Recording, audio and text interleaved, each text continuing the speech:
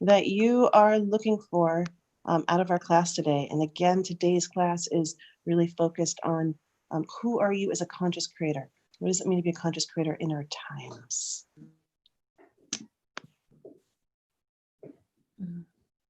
I have a question. Hi, Grace. Hi. Yes. Hi. In regards to the sanctuary, the beautiful offering sanctuary workshop, I was noticing the discrepancy of the dates. Because it said July 14th in this, and then also July 3rd, and I was wondering if you could clarify. Oh, there's two things happening. So you're jumping to the end of class, but I'll give you the goods. That's great. Grace, I have the pleasure of getting to hear Grace's beautiful poetry and mystic storytelling in the last class, Speak the Spark. And so on July 3rd, normally I wouldn't talk about this right away, and so I'll just do this briefly, and then we're going to jump straight into class.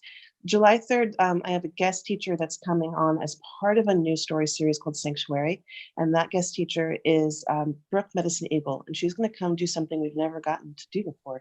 She's going to bring us a story from the Lakota Sioux tradition, the story of White Buffalo Woman. And then she's going to bring us into a class on ritual and ceremony. It's an introductory class. I'm doing something I've never done before, which is available to the greater community, because now that we are actually getting a nice, big, strong, sturdy community that is speaking this language. Hi, David Scheller. Sorry, I get excited when I see people I know. And so really wanted to continue to feed and nurture this community, even if they aren't in the specific class. And then, of course, there is Sanctuary, which Colette is a part of. And I'll talk more about that at the end. Right now, I really want to commit our time to what you came here for, which was a class that is all about exploring who you are as a conscious creator in our times. So I'm going to dive on in. Just a brief logistics. So I strongly recommend giving yourself the pleasure of watching this in gallery view. You might just want to watch me, and that's fine. But also there's something really beautiful when we're all engaging in something together and we're all bringing our focus and our attention, and we start communicating through our bodies. You know, when we start hearing things and feeling things, we have this communion. And so even though we're not in the same room, we are in the same space. Hey, that's kind of wild and weird. And so I invite you to do that. If your video is on, I just also request that you be still. And if you need to get up and move, that you turn off the video. Reason being, fun evolutionary scientific fact is that our version of humans evolved through peripheral vision, meaning that if the dinosaurs came running at us, we knew to run away. What happens when our peripheral vision gets triggered by moving objects is we go into our reptilian brain and into a state of fight or flight. And our form of critical thinking, problem solving, creativity can actually shut down or be shut off from that fight or flight state of being. So an amazing thing to consider when you're watching moving objects, how your brain is actually activated in a different way, considering if we take in our news and information from television. But look at me, I'm getting ahead of myself. And so I invite you to close your eyes. And as you close your eyes, I invite you to allow yourself to come inward for a few moments. Imagine that, like, all of the energy that you have put out into the world, you know, it's like on the news, on the people that you care about, on the projects that you're working on the things that are grabbing your attention. Imagine yourself calling back all of that energy, all of your energy, calling it all back. Sometimes I like to imagine it coming in through certain color. And maybe there's like a funnel right above your head and it comes right back in. And some of us are more feel and attune things in different ways. So already we have engaged in an activity of perception and seeing. Some of you see this golden light coming straight towards you, and you might even feel the energy come into your body. Some of you might already start feeling shut down, and you're like, whoa, I'm not seeing anything, I'm not feeling anything. And that shut down, we just allow to breathe into that. And just know that this is about finding your way.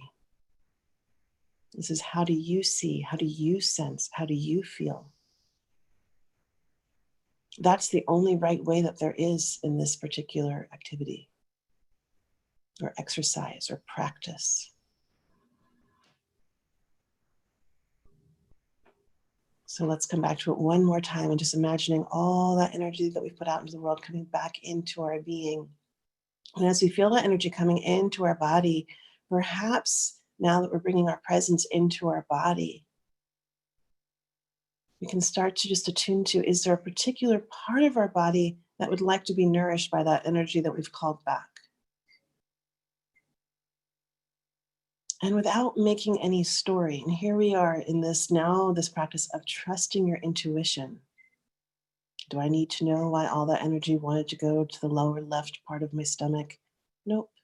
I just trust that some part of my energy body said, me please. And so I allow my focus and attention to go to that part of my body that asked for attention. And again, this is an exercise, this is a practice of not doubting yourself, of trusting your innermost being that when you ask, it will respond. And so now just taking a couple of nice deep breaths. You might want to pretend like there's a little string at the top of your head that lifts you up, brings more space into your core muscles, gives those organs some space to breathe. And I'm going to invite you into some nice, slow, deep breaths, not big yogic pressure breaths, but that Tai Chi. Can't even hear one sound of air as it's coming in with such effortlessness.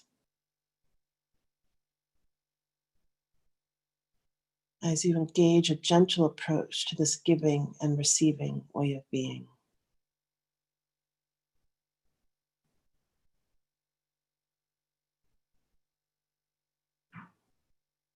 Receiving that gift of breath and then giving back. I'm going to ask you a question in this state of just listening. There's no right or wrong answer, and there might not be any answer. So just allow these answers to gently visit you. The questions gently visit you. What are you in service to? What are you in service to? Whatever comes. Maybe it's love. Maybe it's community. Maybe it's cats. Just what are you in service to?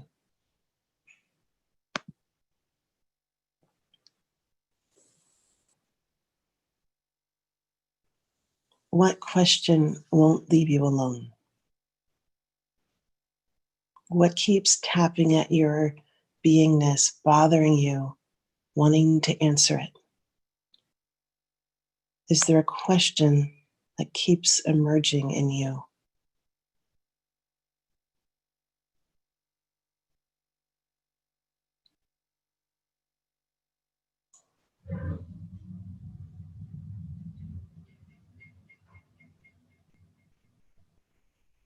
I love to ask this question because all the great TED Talks often begin with, there's a question that wouldn't leave me alone.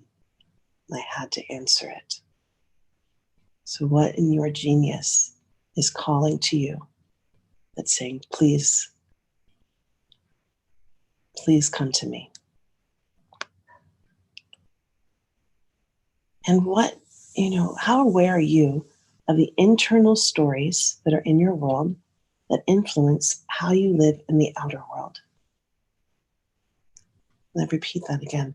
How aware are you of your internal stories? The stories that you're made of, the stories that you tell about yourself, the stories that others tell about you to you, and how they influence the roles you play in your outer world.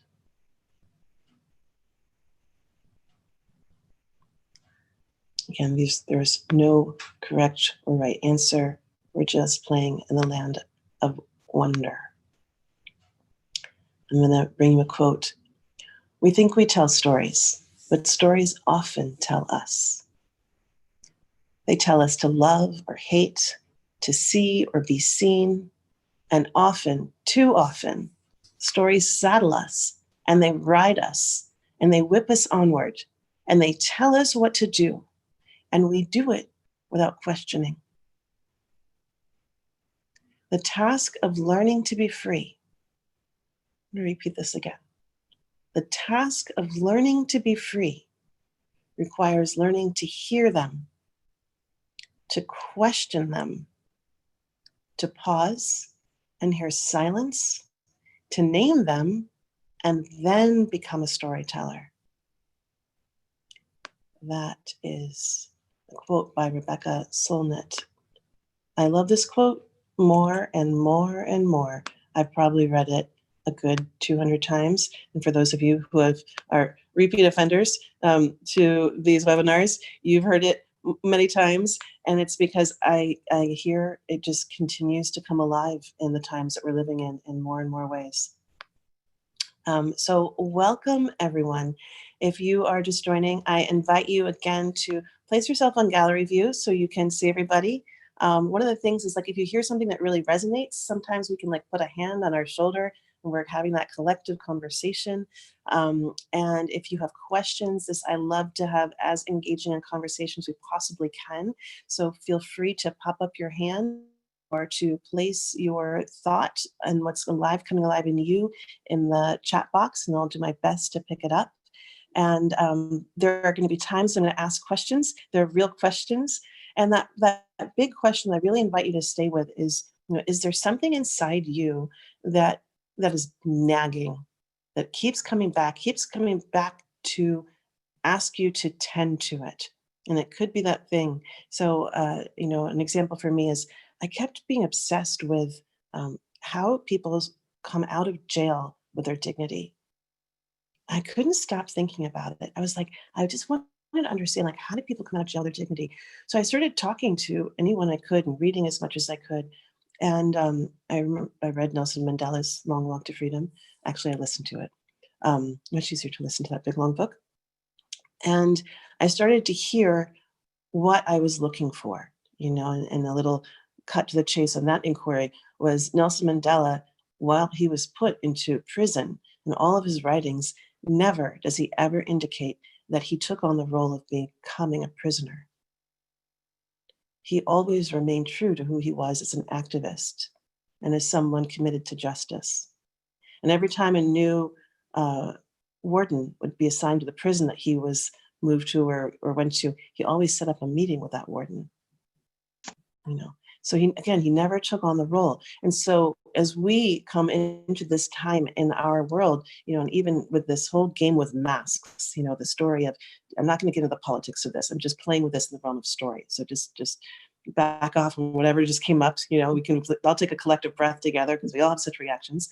But the story of, I'm not going to wear my mask because you are affecting my freedom, and as a storyteller, my sensibility is like, wow, if a costume, messes with your personal identity and relationship to freedom, we've got a bigger problem, Houston. So just again, as a storyteller, when we look at what's happening in the world, what I love about getting to sit in the position and stand in the role of storyteller is it gives us wild freedom and exceptional liberties to look and examine at what's happening in the world through a million different lenses. And here's our little fun fact. I don't know what it is about you guys. I'm just ahead of myself 500 times. Hello, Kariana and Pearl. I always love getting an Anne Marie. I get to see the familiars, and Deb. And so, I lost my thought. You see, I got so excited by you that the thought comes and goes. So why don't I go back to the beginning, which is where we should begin, which is, how about just a little outline of what we're going to do today? So we're doing a little fast forward introduction to what is the realm of sacred storytelling. Oh, that's what I was going to tell you guys. This really fun fact, speaking of sacred storytelling. So, we're using this metaphor, the chrysalis, right now. So many are using this metaphor. Oh my gosh, we're put into the chrysalis. We're going through a massive transformation. What is transformation etymology? To change form. So many people are attuning to the butterfly, right? And the butterfly is as a symbol of this time. There's the great dissolve, and then you come out with these big wings. The monarchs are actually blooming all around my house today, so I get to see these guys. They come out and they're all awkward. They have to figure out how to use these wings. I can't even imagine how hard that is, right? Like, they used to walk on land, now they can't even do that anymore. And they come out with new eyes. Check this out. This is science. I read this while learning a children's book the other day. This is what, to my little goddaughter. And it turns out butterflies, it's like flies, actually see the world through 1,000 different perspectives all at once. Don't count me on 1,000, but like hundreds, like many, like they see all these different lenses and all these perspectives of the earth at once. And I was like, this couldn't be more linear in its mythological approach if we tried, because now at this time in the world, we are being, I would say, forced, not even invited, to be shown so many different perspectives of the world happening at once. So I love that. Grab the right metaphors and they will speak to you. Or they'll grab you. So what is a metaphor? It's the language of spirit. That's why we love working with metaphors as storytellers. It's bigger than us. So I'm going to introduce you to the landscape of storytelling as a sacred art form. I can tell that there's something in your wily bunch that's going to make me go fantastically off script. So that's already built in, apparently. We're going to talk a little bit about working with story as a tool for transformation. Obviously, we're here to wonder about what does it mean to be a conscious creator in our times. I'm going to give you a couple of super fast skill building exercises. So you won't get to do all of them in our time together, but you'll get to record them and consider them. And one of my most beloved teachers, Stephen Jenkinson, uses this expression: I'm going to shoot many arrows out into our crowd today, and some of them will land and some of them won't. And if they don't, it's okay. They weren't meant for you, but something else hopefully will. So that's why I love, giving you a moment to set the intention. What do you need from our time today? So you can put your super spidey ears out, and so that when it flies by, you will hear it. We're going to play with what is your apocalyptic archetype, and that will be the bulk of our masterclass today. And then after that, I'm going to talk a little bit about what is sanctuary, which Grace hinted to, which is in your course, and I'll spend a few moments talking about that. And then I'm going to do something I've never done before on one of these classes, and I'm going to share a story. And it's a brand new story that just came through the other morning at 4 a.m., as they will. And it's a Earth story about what she has to say about Corona. So I'm going to give you a very brief background of me. I grew up moving between Vermont, Virginia, and New York City. It gave me a lot of wild range between what it was to live in the rural country and play in the rivers and listen. And then I also grew up in Soho in the art scene because my mother was a painter. And I moved so much. And if any of you have moved a lot as a child, you know that is a unique situation that does not always include a ton of friends. And books really were my companions during that time, and stories. And I would say that the companionship and the ability to escape the reality that I was in, while also traveling to far off worlds and learning things that those around me couldn't teach me. And so my world was expanded, and it was also protected through the realm of story. I learned the responsibility of storytelling and the power of story as a healing tool for transformation when I went through one of my very first massive losses as a human, which was when my best friend committed suicide when I was in high school. And because I had story, and because I had writing, and because I was very lucky and I had parents who had seen that little genius talent in me emerging and had put me into theater classes and writing classes, I had a way to metabolize and process my grief. And I went to that place that had always been my escape from the world. And all of a sudden, that escape from the world gave me a way to heal the world that I was living in. And I ended up writing this play, and that play went to go on to be produced at a playwriting festival. And that's where I learned the responsibility of storytelling. That what we put out will come back to us. And while I was managing my own relationship to grief, I was then also responsible to manage and be present with the grief of those that came alive after hearing that story. I went on to, work as a wilderness guide. I went on to study environmental justice. I worked in theater in New York City, and worked off Broadway, and soon learned that that was not going to be for me. And I eventually made my way to San Francisco, and I was working with Al Gore on a couple of his pet projects around getting people to speak out around politics, and ended up producing the Green Channel. And what I discovered was, while we were there at the height of talking about climate change, that I had this little ingredient, this recipe that I went by. And that was, if I give people the information they need to get them to inspiration, that will get them to motivation, then to activation. And when we looked at all the data, I learned that I was actually asking the wrong question. It's not what information people needed. It wasn't even what they wanted. Turns out people can't even metabolize information. We are not computers. We are humans. We are made of story. And what people were most yearning for was story. And when I saw that, all of a sudden, it gave me the permission that I needed to return to the truth of what I was, which was a storyteller. And so as I was finding my place and how to be of service in these times, it turns out that it's in the thing that brings me the most pleasure, story. So let's go back. Let's go back and let's visit with that ancient wisdom that is alive in our world, which comes from some of the most ancient cultures. The Hawaiians believe that words are so powerful that they can raise enough energy to slow the world or to set it into motion. If you have not had an opportunity to watch Hawaiians who have kept their indigenous practices alive, and the hula dance, which is a prayer embodied through sound and motion, go to YouTube and find that, because you will get to see and experience yourself. And I love this expression in terms of that storytellers have so much power that they can change our relationship to time. Einstein tells us that too. That it's a relative thing, and time is in the mouth of the beholder. Sicilians say that words are so powerful that they can poke holes in the universe. Think about the last time you said something when you were a little heated and you couldn't take it back. The Australians say that the stories of the past must be sung to our present so that the future can exist. I love this. I also feel like Martin Luther King Jr. gave us that exact way of being when he said, "I will not refuse or deny the past from which we come." Right? I will bring that into our present while making a vision for the future.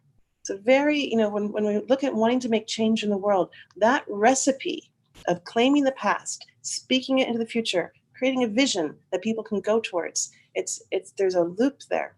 It's actually more than a loop. There's he makes a bridge for us. And then the Maoris say that the words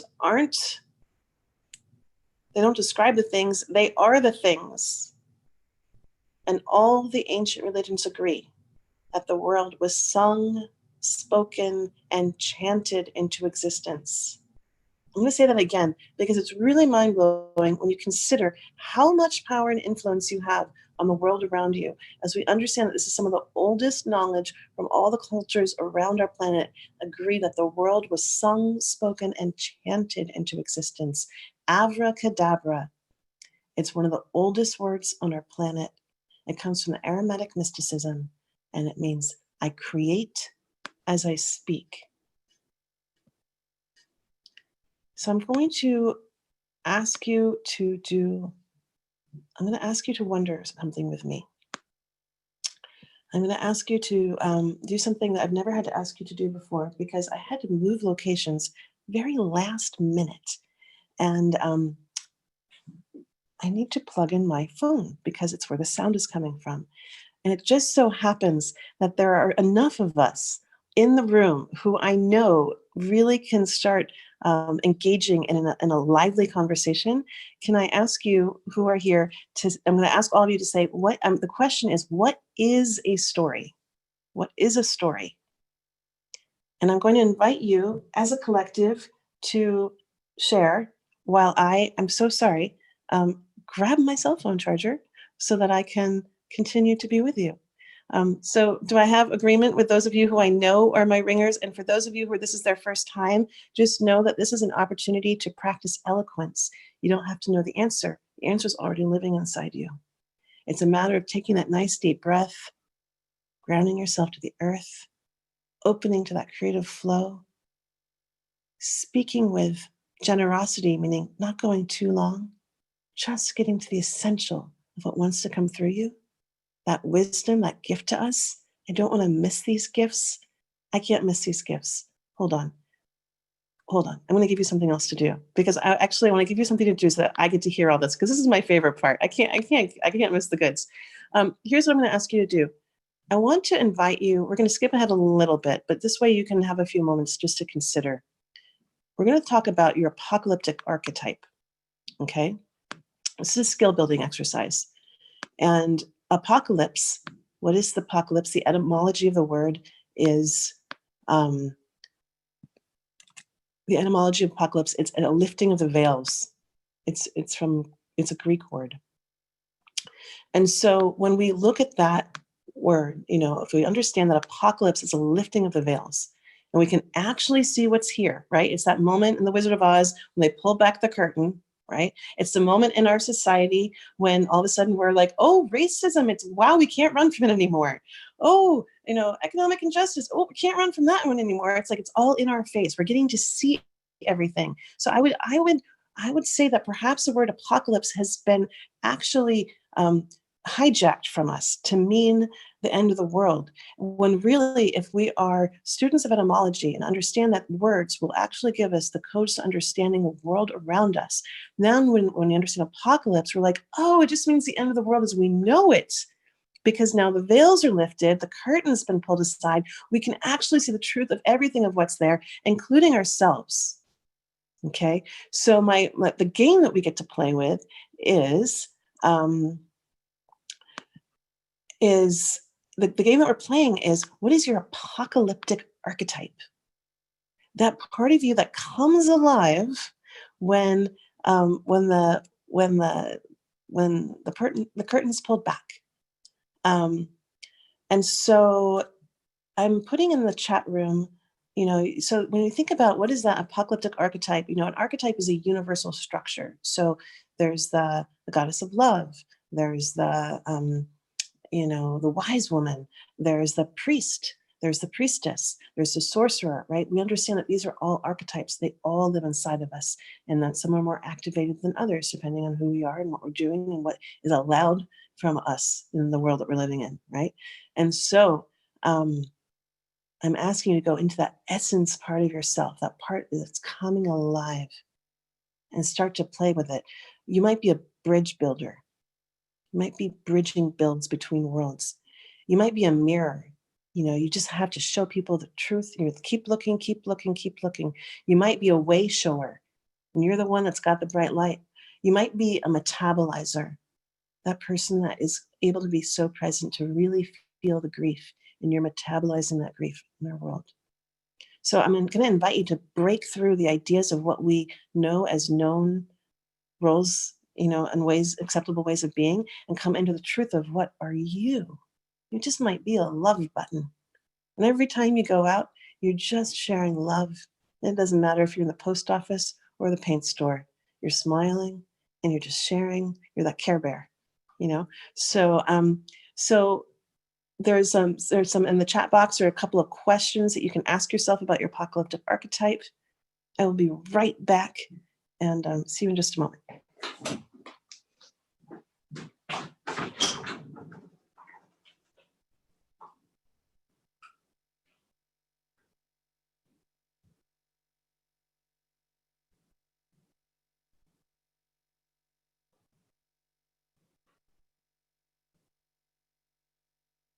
Hello, I'm Grace, and I will share something in terms of the archetype.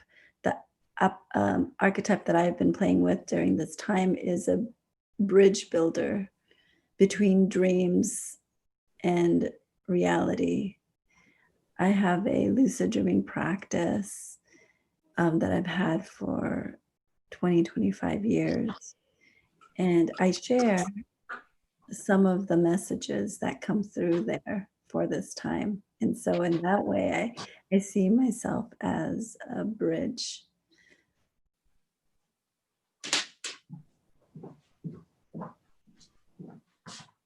I'll dovetail after that. I'm also a bridge builder. Definitely have strong connection to spirit, whatever it is for everyone. I have my own, but I do it non-denominationally with everyone, and being that bridge to the earth as well. That connection from spirit and earth, and bringing that connection to others in a variety of ways. Hi, my name is Carolyn. I too am a bridge builder, and I have a congregation of people that I speak to every week. And it's amazing during this time of COVID, it's grown because we're virtual.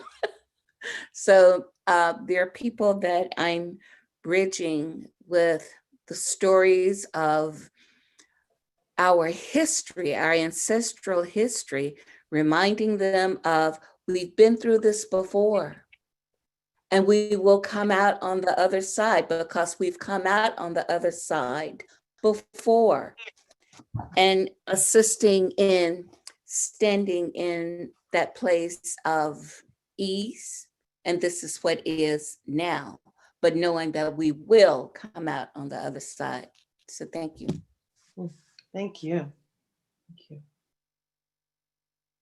If you feel inclined to give your apocalyptic archetype a fancy, fun, playful name, it can bring joy to the experience. So whoever else we can play at that, we can play at it with you too.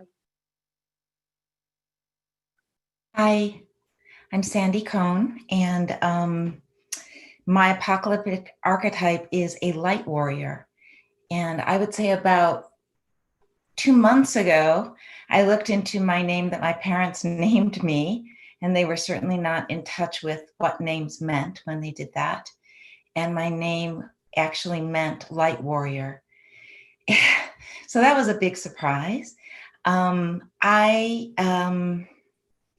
really kinesthetically and otherwise feel light. And the imagery that I have is connecting the Indra's net, all those points that started to dim. And although I'm not a dancer, I consistently see myself spinning and dancing light to connect our smaller stories to the really big story of who we truly are. That's my. And so we can play with you too, right? Because I love when we have these moments when, you know, it's all connected, right? You know, your parents didn't know the name, but it's they somehow landed on the essence of what's in your spirit, and light warrior, and I would say web weaver, you know, because you're talking about connecting the dots, you know, and what is the web weaver? It's the archetype of the storyteller. We're multidimensional, you know, we're being very multidimensional today because we who needs to talk about what a story is? We'll just start playing roles, you know, so we're not going in a linear order, but stories aren't linear. You know, you don't have to be linear to live in a big story. Let's do two more people want to be essential in their description of what they are. And I'm going to ask you to be brief with us so that we can do that. I see Kathleen and Pearl, and did I see Anna's hand go up? Or were you just, no? Okay, no. Okay, Kathleen. I think you have to take yourself. My name is Kathleen. Am I on? You are. Okay, my name is Kathleen, and this is the first time I've ever responded to something like this, so I'm quite excited. And I see myself as a window. And I studied art, so I draw, I paint, and I try to do different creative things. And especially during COVID-19, I did a series of sketches and paintings of nature. I went out and actually sketched every day, and I shared them on different Facebook choices, and people actually said that they looked forward to it and it cheered them up. So I see myself as a window, but I see myself as a window in a series of windows, and you can choose which window you look through. Mm-hmm. So I try to be the sharing, positive beauty window. I would, if I could play with you, I would might say, a window joy bringer, a joy bringer to the window, a window to the joy, in terms of, it sounds like you also really bring a certain feeling with what you're giving people access to. We're going to go down to Pearl, and then we're going to move on to our next way of play today. First of all, wow. You are a wonderful group of people. Just fantastic. I'm blessed. Okay, I was going to say that I'm a magician of many hats. However, as everyone was talking, I saw a wheel. I saw the center. I saw the spokes. So I am going to say that I am a weaver of tales.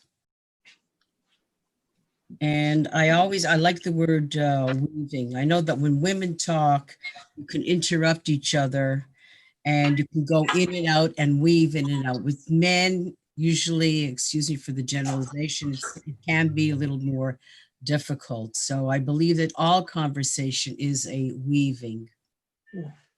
Thank you. And what I appreciate in terms of what you were just speaking to was like, how do we be with all of it? How do we be with the all? And I feel like that's one of the unique things that storytellers get to do. We don't have to make something right or wrong. We don't have to make something bad or good. We can live in the bigger truth that it's all of it that makes the wholeness of the story.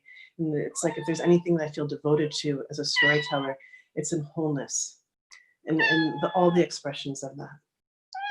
So let's come back to that question, which is, what is a story? What is a story? And you can just popcorn, like, just a phrase. You can put it in the chat box. You can put it here. My cat is in a big story that he really wants me to give him snacks. So if you're hearing a lot in the background, that is Theo. He knows that he has me in a unique position when I'm teaching. Very clever about this. Yes, he does have a lot to say. A lot. The story is an exploration of a path, says, I hope I'm pronouncing your name right, Stacy. Right, so it's a journey. You go somewhere. There's something that happens. A story is a blooming. That's beautiful.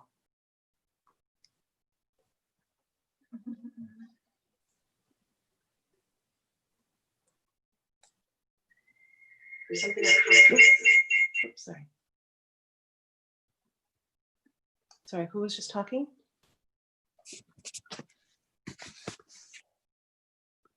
A story can be a coping mechanism. Okay.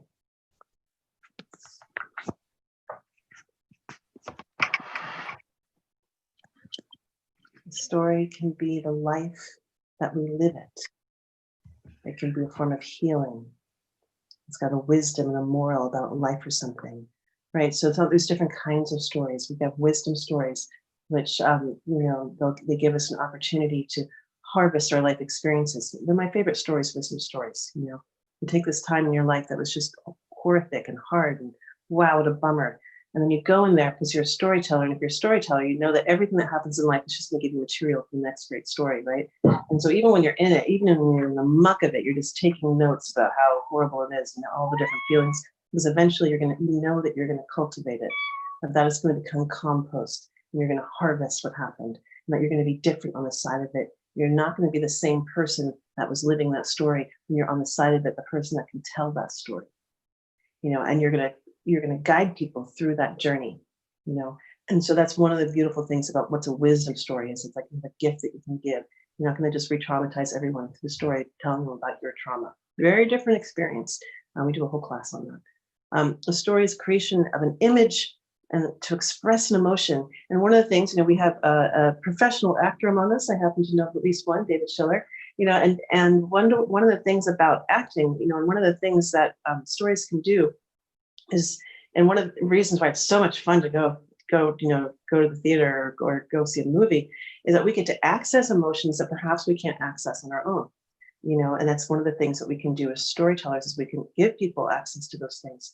So perhaps you can't touch your own grief because it's too hard, or you don't want to do it by yourself, or perhaps you can't touch that rage, or perhaps you can't even touch the joy or the happiness, but you can go to a happy movie, or you can watch a romance, or you can go, watch Hamlet, and you can all of a sudden get access to all these different feelings that you don't normally get to have just on your own.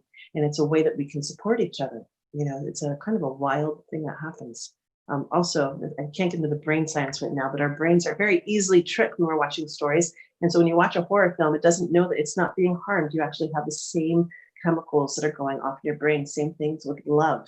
So when you go watch a romance, it's really fun because all those, the serotonin, the dopamine is just going off. It's a total party because your brain thinks it's in love. It's such an amazing thing that we do with each other. Kathleen says a story is a choice of how we interpret a situation, right? It's a perspective, and there's a framing. For those of you who read my email today, I could have said go to your spam folder because Gmail sucks, and often sends the emails to that. No, well, let's frame it into a great story. Go to your spam folder because the gods of technology are going to send you on a journey, into a form of initiation to test your commitment to how much you want to be here. So go to your spam folder. It's how do you frame the story? How do you frame the experience for the young people around you about what's going on in the world? Do you cast a story of fear and terror? Or are you able to look at the world and what better, if you ever want an extraordinary structure of story to study, there's a movie called Life is Beautiful. And it's the most beautiful, fun, delightful, heartwarming story about the Holocaust. And it's all about framing. How do you frame an experience while living in the truth, but being able to claim multiple truths happening at once? And it's a container, a holder of a message, often one of great meaning, says Maxine. And so, I love that. And more, I think of story as a sanctuary or as a temple. The story is a temple.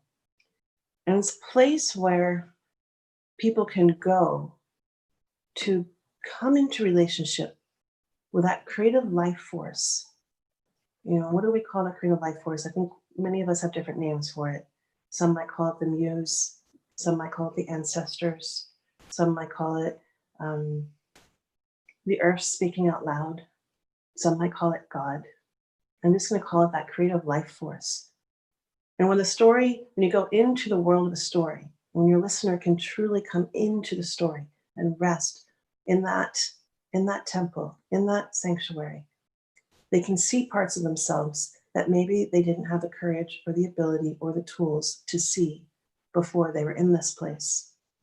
And why more and more I think of story as a temple, as a sanctuary, is because it's a place where you can look at those parts of yourself without being judged. No one's going to see what you're looking at. And so as a storyteller, you're a keeper of the temple. You have the keys. So it's a sacred role in my perspective.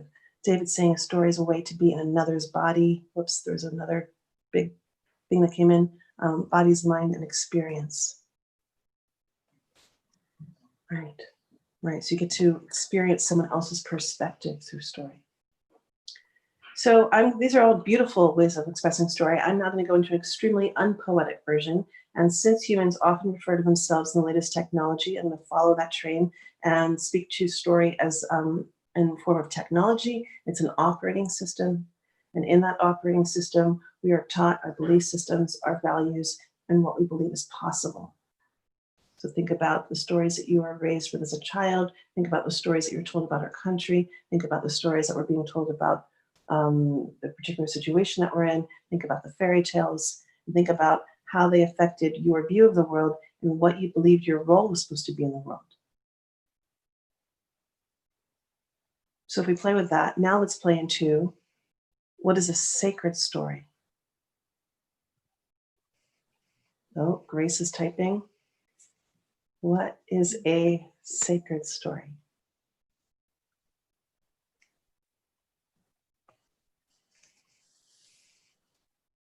You see that Anna Marie put a very long comment there. I'm going to let people read on.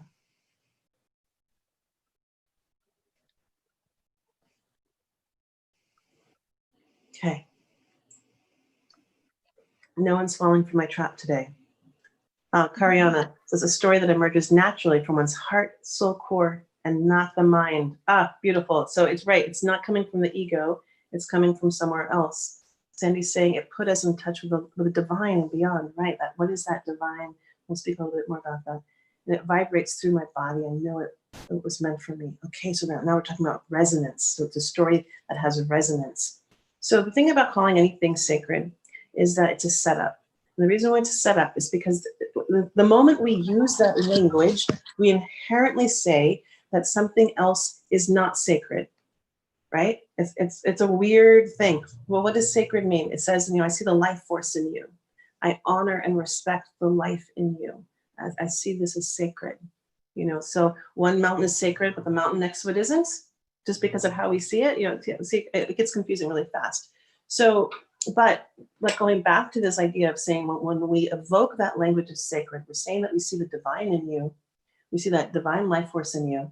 Now we're saying, okay, now what is a sacred story? Oh, it has the presence of the divine in it. So it's not me telling you a teaching story because I want you to do exactly what I want you to do, right? Or make my point. The sacred story, as I understand and how I have learned how to approach a sacred story, it's a very humble process. It's one of collaboration. It's one where I am in collaboration with that life force, where I'm following that creative life force. I don't know. I've never told anyone this story, but it's emerging in your presence.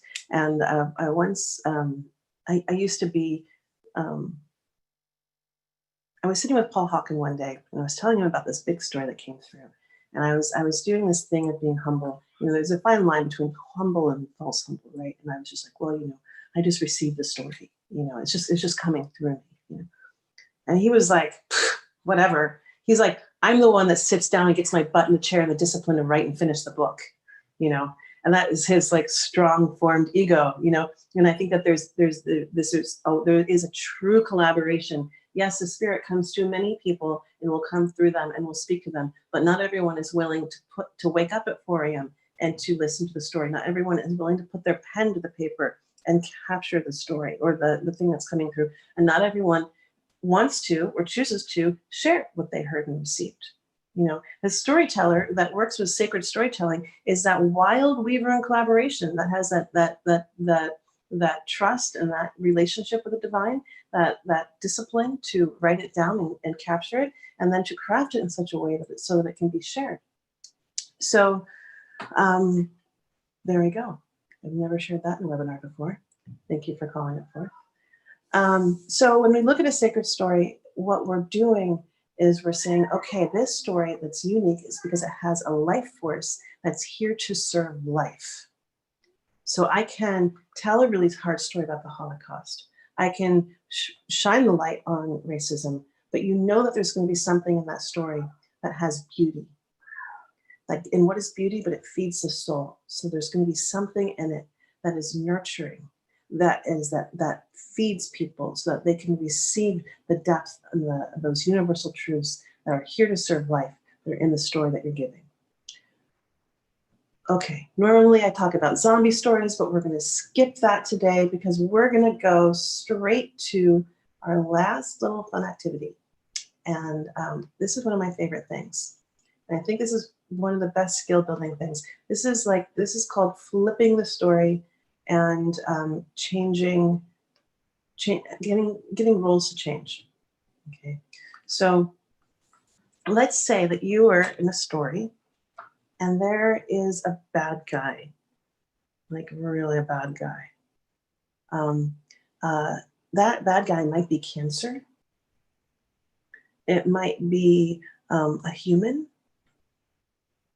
It might be a ravenous dog. It might be something, and you might want to, you could take a fairy tale and do this, or you can actually take a circumstance in your life, and you can think of, it's that neighbor that just won't leave you alone. He's just got something really wrong. It's always something. Okay, so you got your bad guy, right? Okay, now we're going to do a flip switch. Okay, here you go.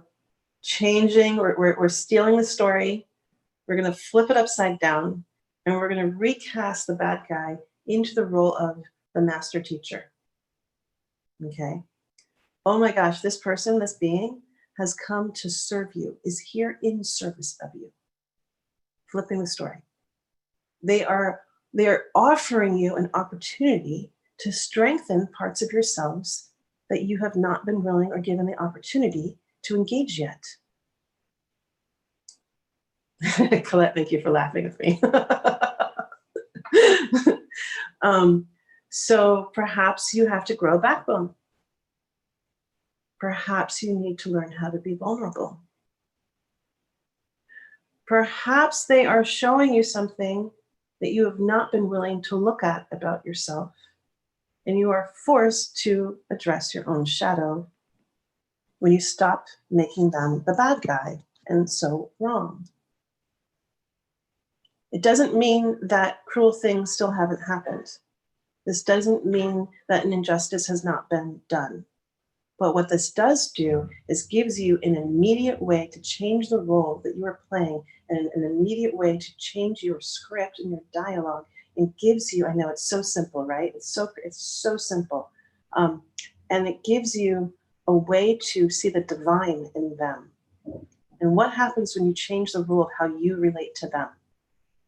Your lived experience changes. Doesn't mean they don't still bother you.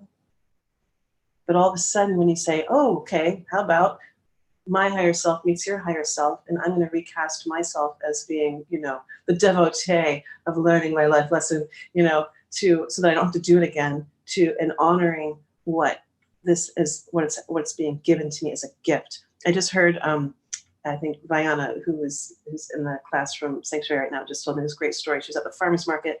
This man came to her and he said, there's only two things that happen in the world: great things and really great things.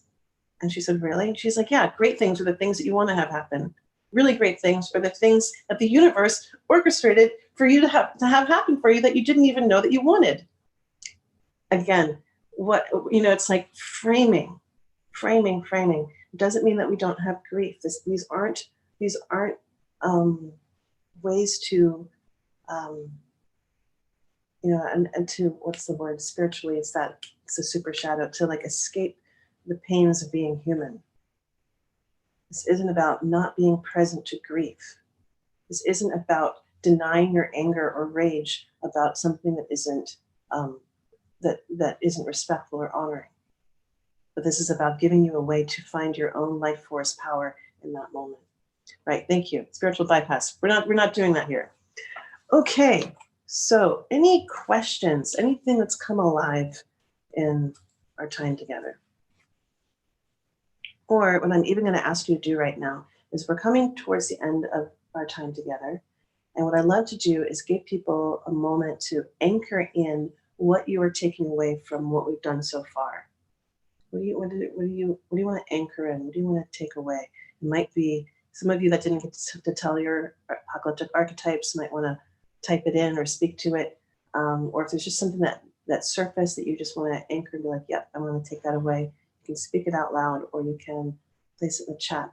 And then after that, I'm going to talk to you a little bit about Sanctuary for those who want to hear about what that class is. And then after that, I'm going to read a little story. Yes, Christine. Thank you. Yeah, actually, you already inspired me before I woke up this morning, Leah, and I'm so glad you did this call. Yeah. And then a reminder, because I had a very muse moment this morning. Real big idea, like share this idea of like creating a love moment for everyone in the world to share, like we do for the first responders. Mm-hmm. And I was like, that's kind of crazy. But then I thought all those kids took over TikTok.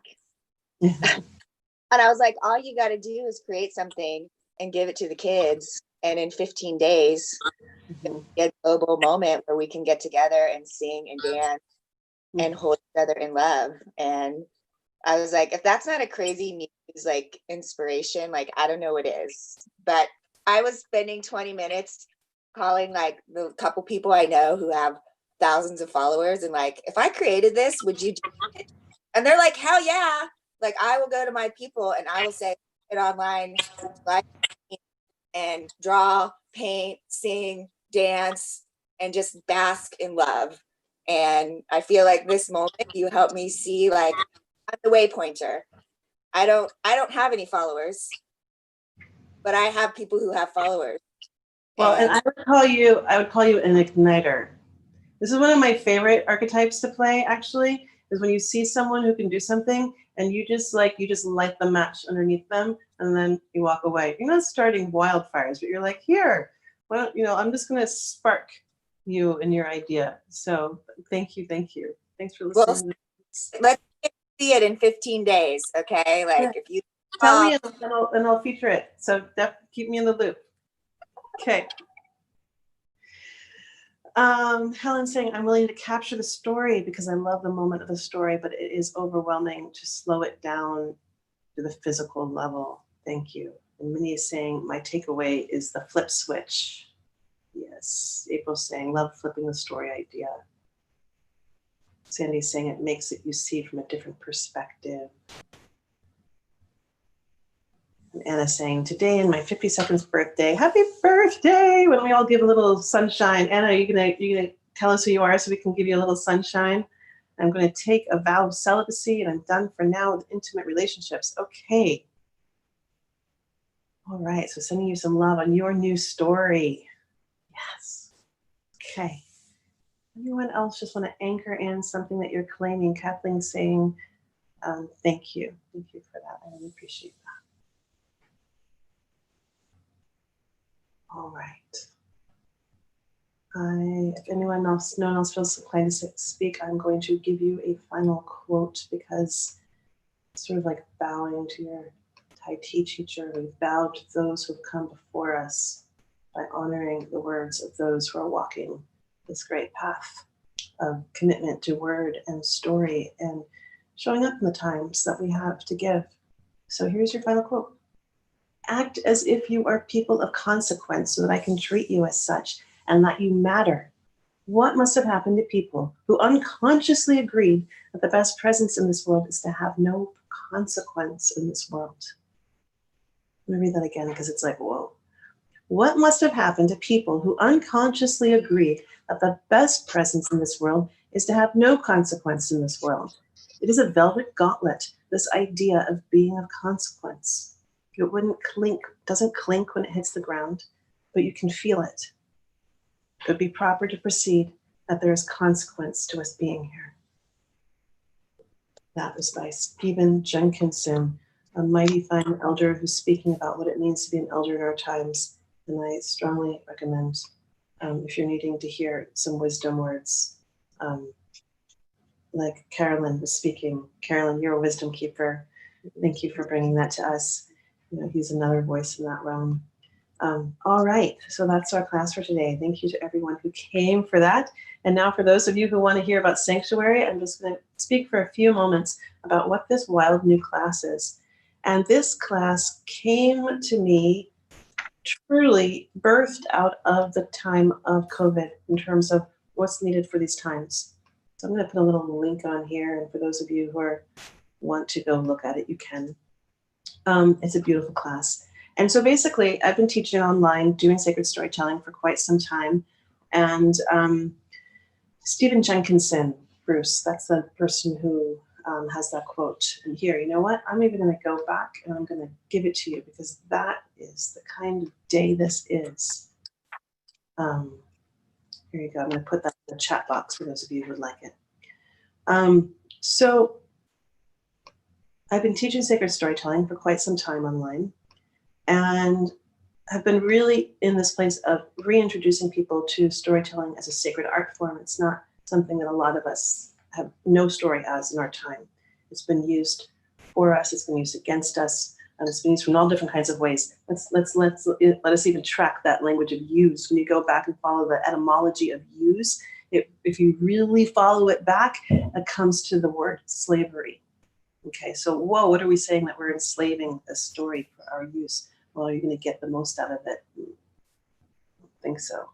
So what is it to come into a relationship with a sacred story, to be humble and honor and respecting that wisdom that's beyond you, that wants to come through our times through the stories that you tell, and step onto that, work with story as a form of eldership, where you know that you have a gift to give and something to give to our times, and you're in that giving nature. So I've been teaching these introductory classes and bringing on extraordinary guest teachers because, you know, I'm one of those people that is committed to really continuously keeping a place where our elders have a place to have their voices amplified, and where those of us that really need that elder wisdom and hungry for it can receive it.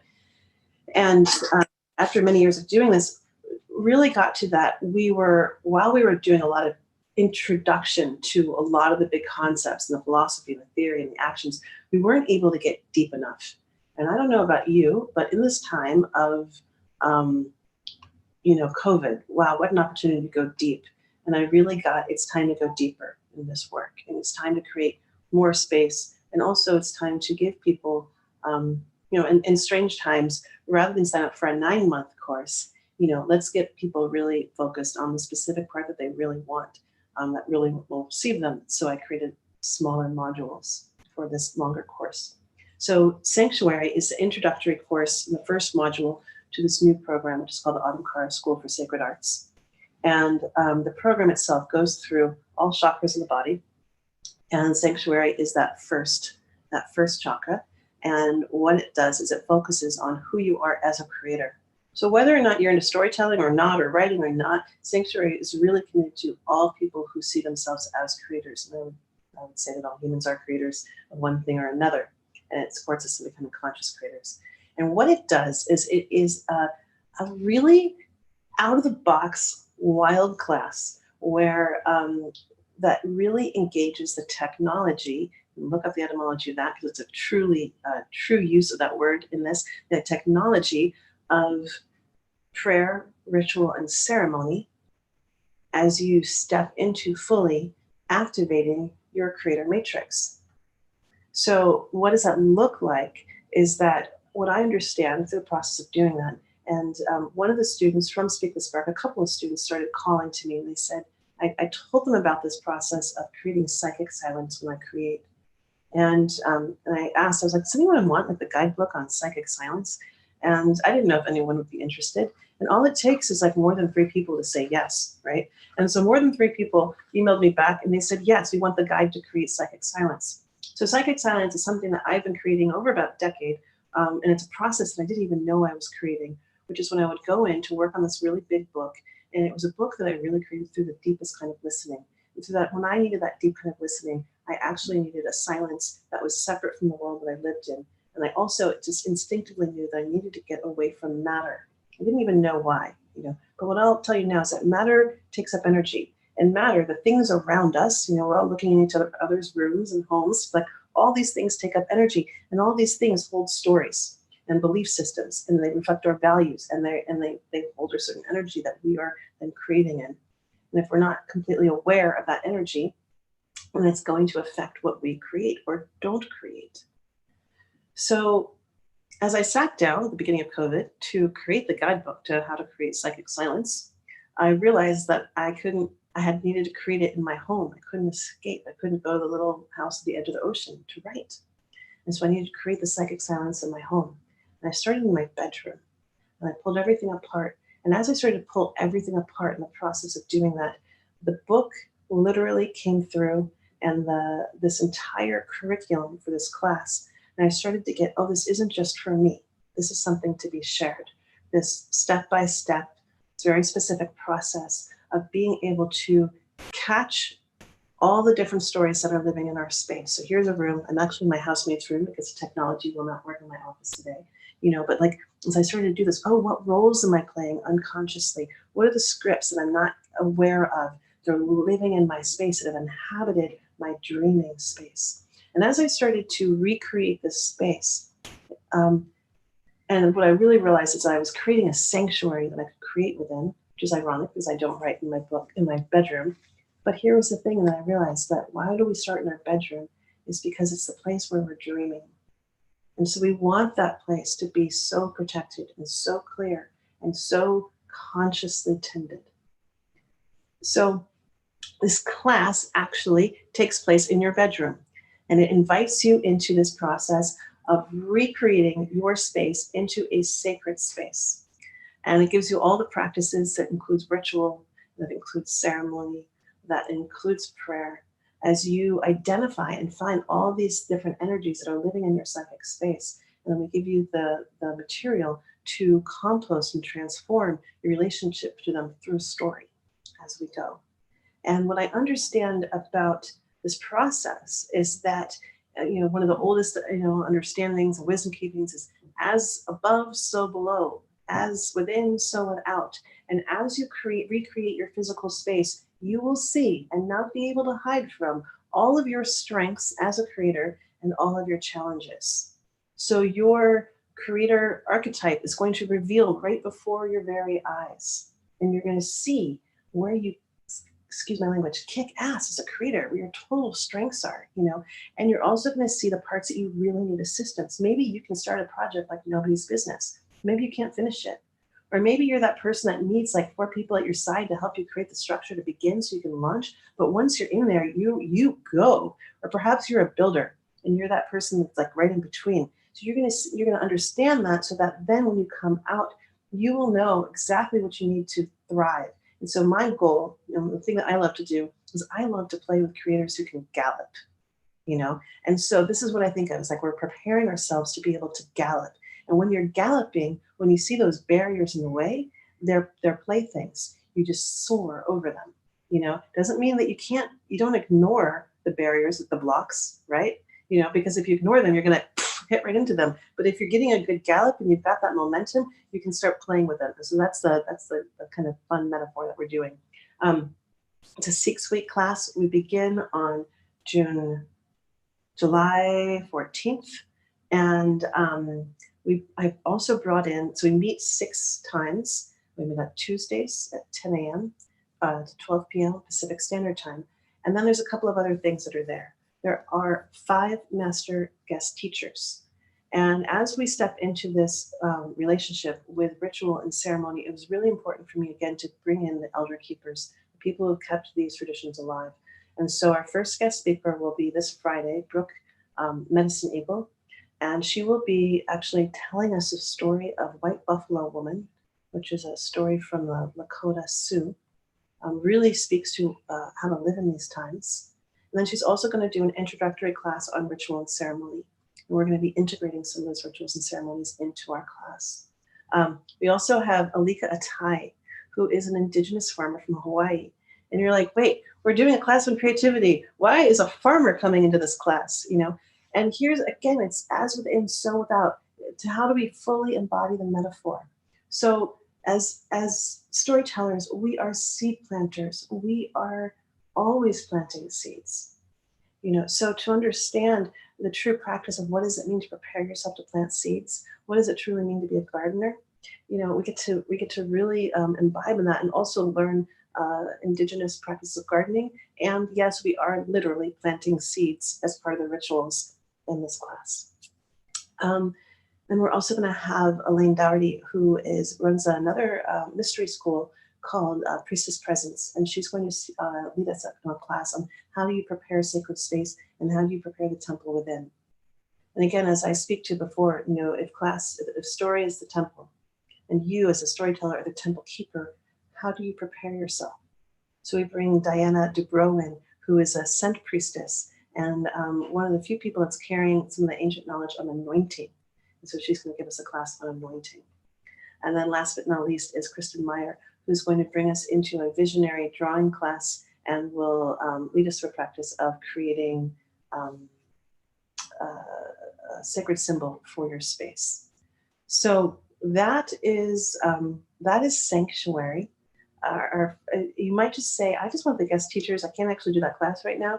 And the guest speaker series, you can actually just register for one class or the entire series. And this is the first time I've ever done this before. Usually the guest speakers were only available to those who registered for the class. But it just feels like, game on, it feels like in our times right now. And I really wanted people who know that they want to be held through this process to be held as they launch into this year-long program. And for those who really just want to glean from the unique pieces that these teachers have to offer, to have access to that.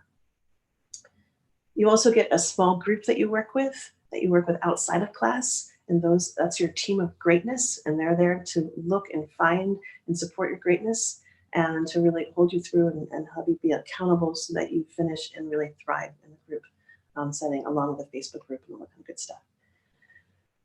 Thank you, Sapphire. I think it's going to be really, really fun. And there's some beautiful people that have gathered, and it's already started. So the other thing that comes with it, and I'm not in my office, otherwise I would have shown it to you, but we have this beautiful ritual kit that was created just for us, just for our class. That was lovingly put together. Every single herb was hand picked, and the candles were hand dipped, and it's really something. It's a true work of art that Brittany has created for us. And so all of these rituals will be built in the class.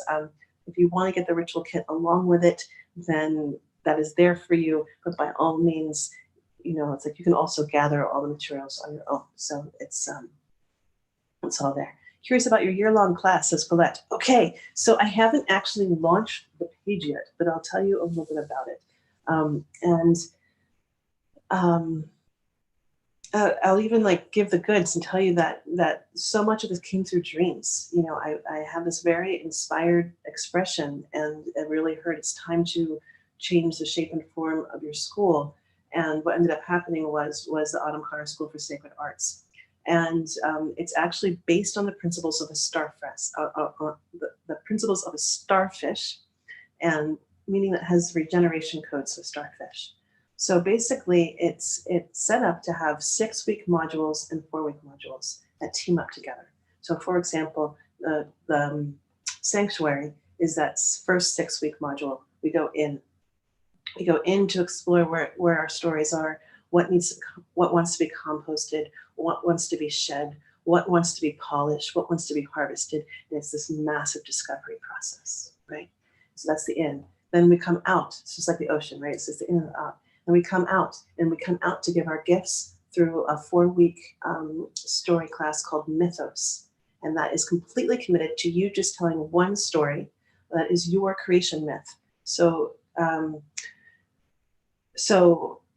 before when we would do the big classes, we would just, each class, each month I would introduce a new story structure, but that was it. You were kind of on your own to go really, complete it. In this class, we will work together through 4 classes in 1 month, where you will get to work that story. You'll get to have it workshopped. You'll get to have a little bit of story coaching, so that you can practice it, and then you'll get to deliver it. So at the end of that class, you will have the opportunity to feel rock solid in your full telling of a new story about yourself, about your personal mythos. So we're working in the mythic dimension. We're working with creation myths. The second module of the course will go through the second chakra, and it's called Unity. And it's all about relationships, sexuality, intimacy. And we're going to dive into those stories. And we're going to find what wants to be composted and what wants to be worked with, and what wants to be cleared and what wants to be surfaced. We're going to come out with our teaching stories. I often think about the Me Too movement and hearing so many of the same stories over and over and over again. If we'd only lived in a culture where more women told their stories, then perhaps those behind us wouldn't have to repeat them because they would have heard them. So it's an opportunity for us to tell all the different kinds of stories that live in that place, not just the Me Too stories, all the different kinds of stories. Then we're going to go into the core, and that is Eros. This is your life force power.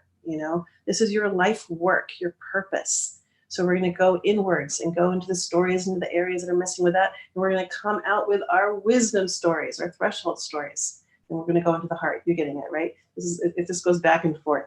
And so with each group, each time we go into those 6-week modules, we will have guest teachers that focus and are experts on that specific content. So for Unity, we'll have some relationship teachers and stuff like that. So is that enough to kind of give you an idea, a little scope? If you want more information, I can give you the behind the scenes information. It should be coming live probably in about 3 weeks. It takes time to get this stuff out. I'm learning how to be patient. Yay, Sapphire. Okay. And then what I will say, since I'm just here, is that on the other side of it, there's also, there's an advanced group called the Artemis Group. And this is a group of people that really want to take on the role of facilitators and working with story as a tool for transformation and change. And so that will be a very small group, probably of about 8 people. And so that information will be coming up soon too. Okay, so you want a story? I'm going to give you a story. I've never done this before in these classes. This story comes from the dream space. And it's a news story. It came through at 4 a.m. in the morning, woke me up, demanded to be known, and demanded to be written. And I'll also tell you this is a news story. So I always ask people, when you're tending to a news story, we acknowledge it as being a new life. It doesn't have the best clothes, its shoes aren't polished, it's just learning how to be here. So you're the first to catch this story. It begins like this. I'm reading a story. I don't normally read, but that's how new it is. You know how the story went. Earth was lonely. Her once upon a time of being in communion with all the humans had been long ago. They had forgotten how to listen to the wind, how to receive guidance from the flow of her waters, how to be nourished by her songs, how to play with her and dance with her. They had even stopped caressing the skin of her body, and they had even refused to dream with her. They say that Earth felt abandoned and used as more and more people devoted themselves to the gods of technology. And as if that wasn't bad enough, they started name calling her. When she got upset and cried her emotions into the hurricanes, they called her crazy and dangerous and out of control. And when she stopped flowing from the lack of connection and intimacy, they called her dry and worthless. And when the parts of her that went untouched became cold, they called her frigid. They say Venus came and did some straight talk with Earth about the nature of love, and that she was in an abusive codependent relationship with some self-serving narcissists, and that she was confronting some serious gaslighting, as they called her greedy when she wanted them to stop mining her gems without permission. And they called her mean and cruel and out of control when she put up boundaries and stopped allowing the whole take pattern. They even tried to tell her that change was a terrible thing. Now, Earth was terribly confused because before these times, humans had always danced with her and honored the seasons of change. But they had changed how they treated her when they stopped the flow of their giving. So why was it all of a sudden a bad thing when she was evolving and changing as they had always done? So the humans, they spoke to her and they said that they had a perfectly fine relationship and they loved her. They really did. And they told her that as they stared at photos of her that were taken from years ago from inside the cages of their homes. They say that Earth raged, burned like a woman scorned, until at last she gave way to grief. The loss of her relationship with so many she had loved, her tears flooded the earth. There are many stories about what happened next, and no one agrees upon her motivation. Some say Earth performed an act of tough love. So she kicked them off her and into the universe so they could get a sense of perspective, and after all, distance makes the heart grow fonder. Others say it was an act performed from a bitter and lonely being who was so desperate for companionship, she would do anything to shake them to their senses and break the spell of consumerism, fear, and greed that had taken over. And still others say it was just a simple and pure act of love, a last-ditch effort to bring them closer. But this much we know is true. A mysterious being visited Earth, and it went by the name of Corona. And as you know, there is not one story about where this mysterious being came from, but many. And this being had superpowers no one had seen before. And one of the first things it did was steal the first gift that humans were given by Earth: breath. This being was able to inhabit places without even being there. It inhabited houses without entering. By infiltrating the realm of technology, where so many humans had lost themselves, it traveled through words and through stories, building itself a room inside the mind. No one had seen anything like it before. It fed on isolation and separation, and it grew bigger and stronger as it feasted on fear. But it also did something no one else could. In the blink of an eye, it put a stop to the take habits of humans and reminded them of one of the most valuable gifts they had to give: their presence. It harnessed the more mentality and offered up simple pleasures of cooking and sharing. While at first it appeared to be forcing people apart and to be driving families with children crazy, it catapulted people into the streets. As once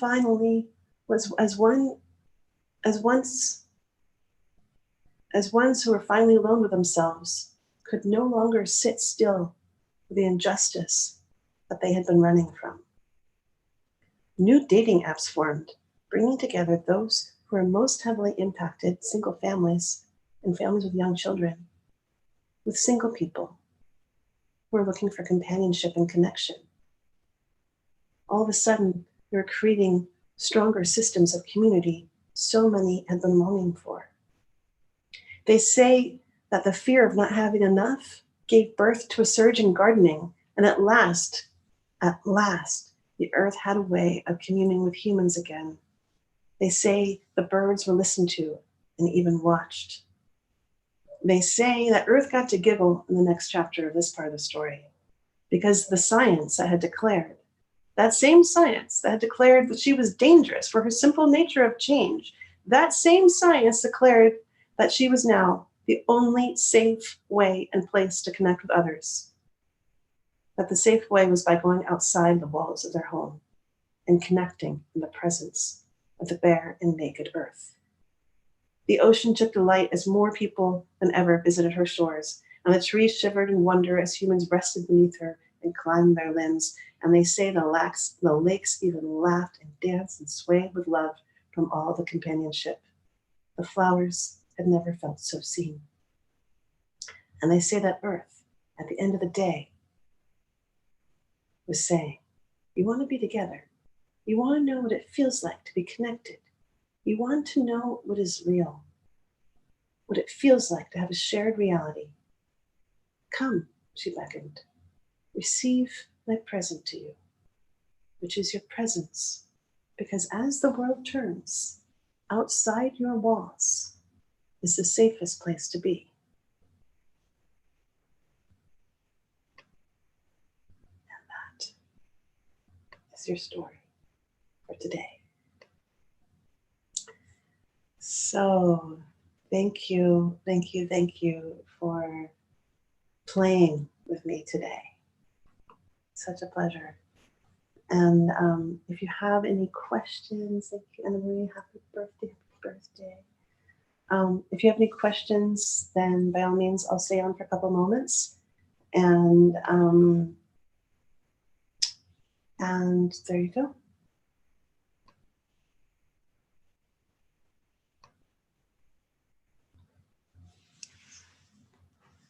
Leah, Yes. can you hear me? It's Allison. Is it okay to ask a question?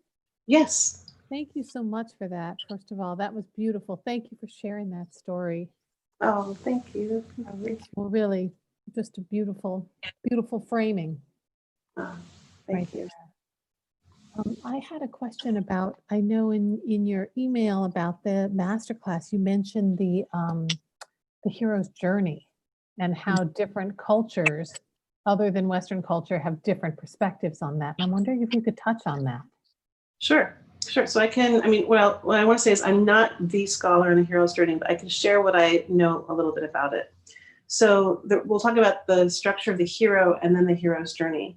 So I recently learned that, like in the Eastern perspective, in particular, like the hero, the structure, the archetypal structure of the hero, it's considered a dangerous. It's considered a dangerous story structure. They really are seen as like these narcissistic, self-serving, egos out of control archetypes. You know. So now you look at our society, who idolizes the hero, and you understand, like, wow, what is the? And I'm going to say patriarch, and I'm going to be really careful about this because masculine and feminine lives in all beings, right? So when I talk about the patriarch, I'm not just talking about men, I'm talking about how it lives through all of us. But that patriarchal structure, when you talk about it, it's like when you look at that design and what we see as acceptable in that hero design, we can also understand how oppressive that is, right? So when you look at the hero's journey, that story structure, more and more it's understood as being a very male-oriented structure, and one because you have got to go out into the world, right? So that's a masculine definitive approach, right? The feminine version might be to go inward. Okay, in the masculine hero's journey version, you have to go find a monster outside of yourself that you can slay in order to understand your gifts and strengths and what you have to give to your village back home. It's one way of looking at it, because you always go out and then you come back. It's a circle. But look at that really carefully, and we could even look at we could play with our current world and put it into the mythic dimension and say, oh, okay, well, some people are demonizing a president right now. They're saying that's the bad guy. He's such a, depending on your political perspective. And again, I'm just playing in the realm of story. I'm not making any political things. I'm just saying this is something that's very popular in our world right now. Well, when we do that, it's like when you make something that bad guy, it's like, again, what if you flipped him into master teacher? Wow, that's a different way to live in the world. But when you look at that you're always going to have to find the bad guy outside of yourself to find your own gifts, then it's like there always has to be, you're in this world where there's always bad against good, and you don't get to live in a holistic, embodied sense of managing the balance of all things and all beings. Right, so you're always going to be stuck in the evil, the black against white, the evil against good. Why I can't think of the evil against? It's funny, but anyway, it's like that dichotomy. So if you go into a different kind of story structure, which we don't have a lot in the U.S., it's a different kind of way. So I was just reading a bunch of stories by Leslie Mormon Silko, and one of the books was called Storyteller, and it's all these stories from the Lakota tradition and from the Pueblos, I believe, in New Mexico. And the story structures are so different. They're so different, and it just hurt my head every time because it has nothing to do with our story structure. And I began to feel how much, my being has been shaped and formed by how we make stories and how we try to make meaning out of everything. It's a dangerous thing when we try to make meaning out of everything, even though I just kind of played with it in that story, right? It's like we have to take 3 steps back and say, I'm just playing here. So I just went on a nice little tangent, Allison. I hope that helps get you to something. Yeah. Yeah, okay. I appreciate that. Yeah, I think you're speaking to the masculine perspective creates dualism. And Yeah. you're talking about structures that are more holistic. Right. So what would it be if we lived in a story, or if we embraced a story where we could see all the parts of ourselves, or even what would it be if we went to go looking for the demons inside of ourselves or the monsters inside of ourselves? And then what if we see the wholeness in the monster? What if we see that monster not as something that has to be cast out or banished, But what if we see it as something that holds both a wisdom and a gift? And now we get to see the wholeness of ourselves rather than be afraid of ourselves. So, classic examples, how many women have been told that they're out of control or that they're too much, and some of that just might be that there hasn't been a world that makes space for them to live in the wholeness of what they are so that it can be channeled in a really productive way. So I just heard out of control for the first time, out of control, life force. It's just a life force out of control, whatever control means. But, I would say out of the channel. Can we just reframe that a little bit? Thank you so much. Any other random? Yes, Annette. Oh, I think you have to take yourself off mute. I can't hear you. I see your lips moving. Now you're off mute. No. Oh. Do you want to type your question in so at least we can get it?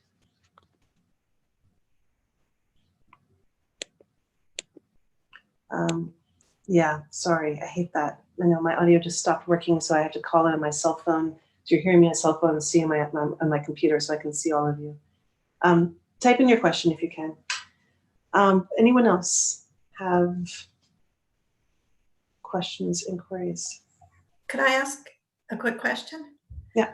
What was the Hawaiian quote? I looked back through the text and I couldn't see it. Yeah. So the Hawaiians believe that words are so powerful that they can set the world into motion or slow it down. Got it. Perfect. Thank you. Sure. Okay. I'm waiting for Annette's question. So if anyone else has a question. Okay. Annette says, I'm new to all of this and I'm interested in the sanctuary course. I wonder what the prerequisite I need to bring. Nothing. Commitment, I would say. Just the commitment to show up, a willingness to play and be curious. It's like during these times, one of the gifts that COVID has brought to me is discernment, and I realize that the groups that I'm in and the places that I choose to belong mean that much more to me, and so what do you want to commit yourself during this time? And so that is like my ask for people, because it makes the place stronger. It makes the work stronger. And I've been noticing that now more than ever, people who are showing up in classes are so committed and so much fun. What is happening in this place is just, I'm so fueled by it, So I would say you don't have to have any writing experience or storytelling experience. It's not about that. Sanctuary, it's all about discovery and just discovering and just being willing to be present and play with what you explore. And then how much commitment is between each session, says Kariana. So for Sanctuary, the invitation is to redesign a room. So it's, and I suggest your bedroom because again, that's your dreaming space. So, it's not designed to go fast. So you're not supposed to like go in there and get out of there in a week. So it's not like you have to do everything, but like you do really want to be like practical about thinking, what does it take to redesign a room? And what does it take to take everything out and put it into boxes, move it into the hallway, and do what you do with it, because we're going to do stuff in that empty space before you refill it again. So again, it's not designed to be fast. So it would be, it's totally up to you and your space and how much time, but that gives you a little bit of a peek into what's going to happen. One is asking, tell me if that answers your question, Kariana. How to get over the stress and death of loved ones in the time of COVID that you cannot even be with your loved ones. Yeah. Mona, I'm taking this in. So we can just all take a deep breath. It's like, I don't think there is any getting over the death of a loved one. I think that's much more about how do we be with the grief of it. Yeah. Carolyn, do you have some wisdom that you're feeling called to speak? Actually, the first thing that came from my intuition is the fact that we have this modern technology, and go into that place of the heart with your loved ones. what we have to remember is that we are beautiful spiritual broadcasting stations, and we can send our love and connect with the person over the telephone, over this system. Just by talking and hearing their voice, you can feel that energetic of love that you have for them and they have for you. So part of it is really realizing that we can connect, even if you can't be in the same room with that person. I have one of the members of my community who is very concerned about her mother who's living in a nursing home, and they really want to be with the mom. But what they've been able to do is to have that connection, really letting their mom know how much they love her and care for her. And it's sustaining the mom who used to have their physical presence more often than she has now. So at this point, they are arranging a 1-week visitation. Thank you. And it looks like that's going to work, but it's really having that heart connection. We can go to the place of the heart. I have a question for you, Leah, Yes. Yes. if you don't mind. I'm looking for a different story about freedom, about not having bondage. I don't want to tell the traditional American story. Oh. Do you happen to have one in your cache? Yeah. God, what a great question. I so appreciate that. Here's what I would play with in this kind of situation, and it's my favorite way to play. When wanting to get to know something better and wanting to get to know it in a bigger way, sometimes I'll go to freedom itself, and and just listen for what's the story of freedom. Like, what is the story? Like, who's freedom's parents? So what is the creation story of freedom itself? Who created freedom? Is freedom bisexual? Is freedom, is freedom a certain color? Is freedom a rainbow? Like you can just start playing with it. And this is where it's like, again, we're going in for that sacred story. So it's even, how can we even back up? I would even say I was doing too much thinking and say, how can I back up and just say, freedom, speak to me. What is your story? Who do you love? Who do you like to hang out with? Who is it who won't leave you alone? I one time told a story. I have this, it's one of my favorite stories. It's the love is the superpower. And love is a superhero.